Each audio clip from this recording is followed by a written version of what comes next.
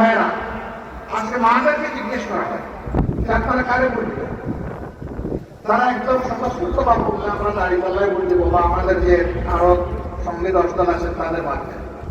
কেন দিবেন? ওনারা আসলে তো আপনাদেরকে ঘরে বন্দি করে রাখবে, তো এটা আপনাদের কথা, আমরা এটা বিশ্বাস করি।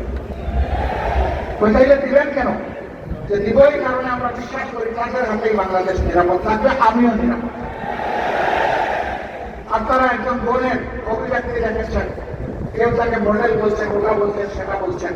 আমরা প্রত্যেকটি মাকে মা হিসাবে তাকে জিজ্ঞেস করেছেন সাংবাদিক বন্ধু, আপনি কাকে চান?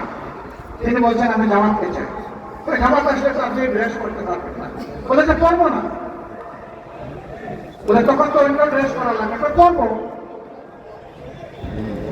এরপরে জিজ্ঞেস করছে যে জামাতকে কেন চান? বলে আমি চাই জামাত আসলে দেশটা ঠিক হবে।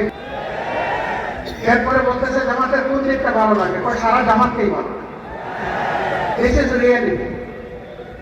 জামাত এই জায়গায় আপনাদের ভালোবাসায় দোয়ায় সমর্থনে আল্লাহ তাআলার মেহেরবানি এই জায়গায় এসেছে দীর্ঘ পরীক্ষা দিয়ে। প্রিয় দেশবাসী, আমরা একা দেশ চালাবো এটা আমরা চিন্তা করি না, আমরা জাতিকে ঐক্যবদ্ধ করে চলতে চাই। এই জন্য আমরা দেখেছেন যে 11টি দল আমরা হাতে হাত মিলিয়েছি। আমরা এই জাতিকে নিয়ে সামনের দিকে এগিয়ে যেতে চাই ইনশাআল্লাহ। যুবক যুবতী ভাই বোনেরা, আমরা আল্লাহর মেহেরবানিতে তোমাদের হাতে বেকার ভাতা তুলে দেব না।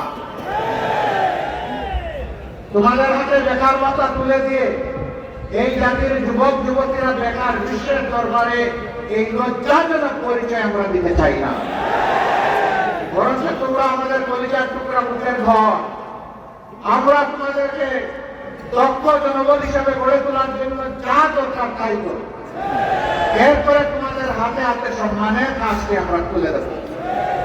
তখন তোমরা হবে গর্বিত নাগরিক, বুক ফুলিয়ে বলবে আমিও বাংলাদেশের উন্নয়নে অবদান রেখে চলেছি, আমি বাংলাদেশের একজন দক্ষ।